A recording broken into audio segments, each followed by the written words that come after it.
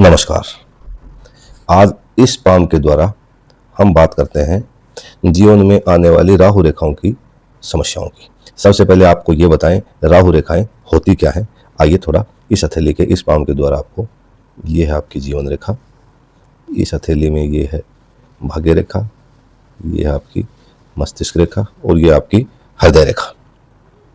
अब आपकी हथेली में इस क्षेत्र को राहु का क्षेत्र कहा जाता है। राहु वह ग्रह जो जब कुपित होता है तो अनेक तरह की समस्याएं, अनेक तरह की अड़चनें, बाधाएं, दिक्कतें हमारे जीवन में पैदा हो जाती हैं।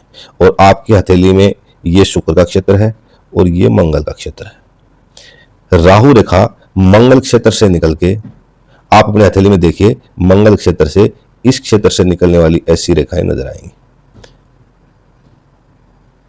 किसी हथेली में 2, 4, 5, 6 ज्यादा तक संख्या की हो सकती है। ये रेखाएं जीवन रेखा को काटती हैं। इनका जब ज्यादा कष्ट जीवन में आने का योग बनता है तो ये भाग्य रेखा को काटती हैं। और कुछ राहु रेखाएं भाग्य रेखा के पश्चात आपकी मस्तिष्क रेखा थी, आपकी मस्तिष्क रेखा को काटती हैं। ये जब जब जीवन में आपके हथेली में राहु रेखाएं आपके मंगल क्षेत्र से निकल के जब काटती हुई आगे बढ़े, तब तब आपके जीवन में कष्ट आते हैं।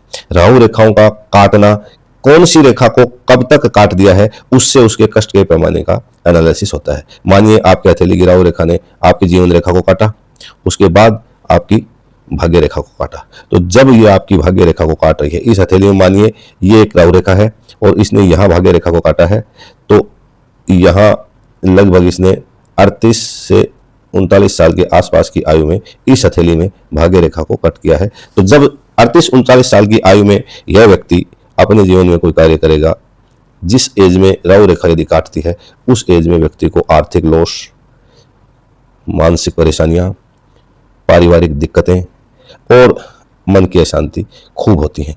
कभी कभी छोटी छोटी राहु रेखाएं भी हमारे हथेली में नजर आती हैं। जब जब ये राहु रेखाएं काटें, तब तब जीवन में ये समझिए आपके घर में छोटे से बड़े तक समस्याएं जब जब आती हैं, आप एनालिसिस कीजिए, कहीं न कहीं किसी राहु रेखा ने आपको काटा है। घर के नल टपकने से लेके सीलन आने तक, गाड़ी के डेंट हो जाने से लेके व्यापार के बड़े से बड़े लॉस तक, सब राहु रेखाओं के द्वारा इंडिकेट आपके हथेली में किया जाता है। कई बार पैसे का बहुत अधिक लॉस हो जाना, इसका मतलब है आपकी धन रेखा, जिसको भाग्य रेखा भी कहते हैं, धन रेखा को राहु रेखा ने इतना अधिक तरीके से नुकसान पहुंचाया है काटते हुए कि उसको मानो खंडित कर दिया हो। और उस समय आपके व्यापार की पोजीशन शून्य हो जाती है। उस समय आपकी धन की हानि इतनी अधिक हो जाती है जो आपके लिए सहनीय नहीं हो।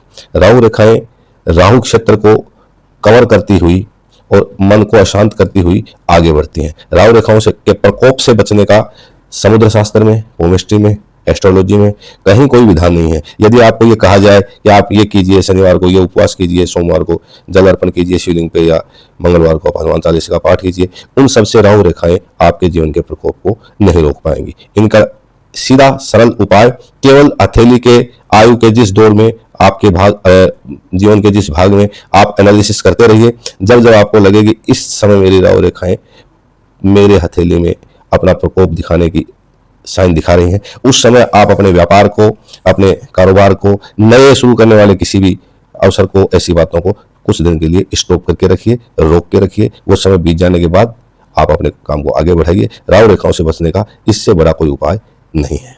आशा है छोटे से इस वीडियो में आपने ये देखा है कि राहु रेखाएं हमारे जीवन को कैसे प्रभावित करती हैं। नमस्कार।